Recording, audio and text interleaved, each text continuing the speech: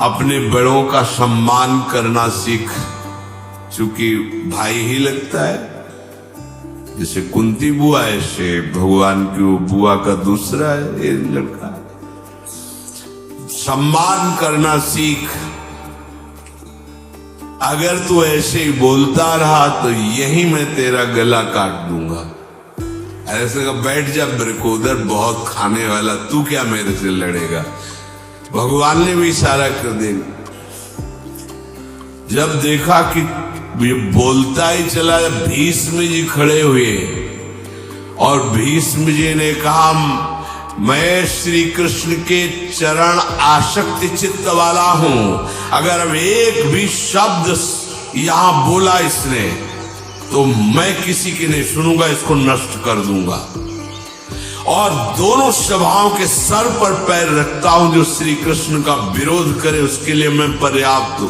भगवान ने कहा चुप रहो, शांत रहो, सबको बैठा ला। वो गिनती शुरू किए थे 98, 99। काशिशपाल सावधान, जो तुम्हारी माता को वचन दिया था बस एक शब्द रह गया है। आगे मुझे दोषी कोई न ठहराए। 100 तक क्षमा करने की बात कही थी।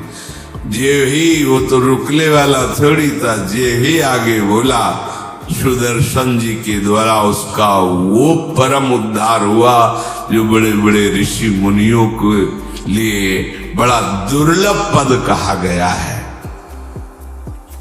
गोपी जनों ने सौंदर्य माधुर्य निधि भगवान को अपना कांत माना, प्रीतम माना। एक ही वृत्ति, कितनी गजब की वृत्ति गोपी जनों की है कि सब कार्य करते हुए कृष्णाकार वृत्ति है। बेचने नहीं जा रहे हैं, बोल रहे कोई कृष्ण ले ले, दामोदर ले ले, माधव ले ले। कैसी वृत्ति है, देखो कैसी उच्च कोटि की अवस्था है। किसी भी भाव से हमारे प्रभु से जुड़ जाए तो इच्छा द्वेष दोनों से वो मुक्त हो जाए। और जब तक ये ठीक है, ये बेठीक है, इस तरह के द्वंद्व तुम्हारे हृदय में बने रहेंगे, तब तक मूढ़ता रहेगी और उससे पतन होता रहेगा। संसार का संबंध दृढ़ होता है इच्छा से।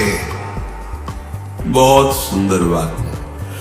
संसार का संबंध दृढ़ होता ही है इच्छा से। इच्छा खत्म, संसार का संबंध खत्म।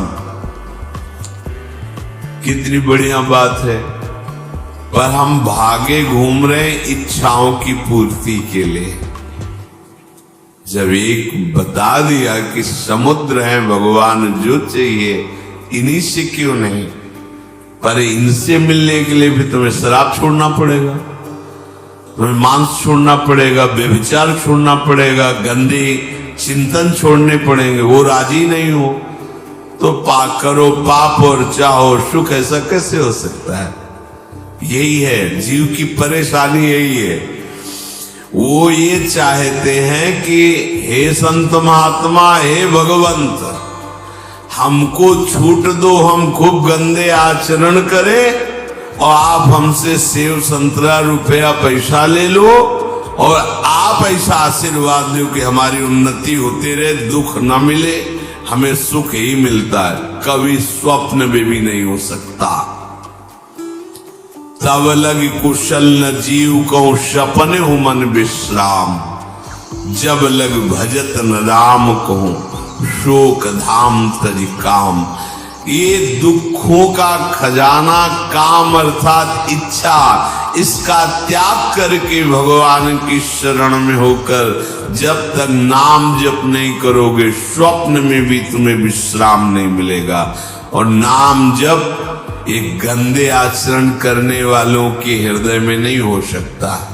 नाम परम पवित्र है। ये तभी होगा जब आपका खान पान सात्विक हो, आपका वातावरण सात्विक हो, आपका बोलना उठना बैठना सब सात्विक हो, तब नाम भगवान कृपा करेंगे आपकी जिह्वा। फिर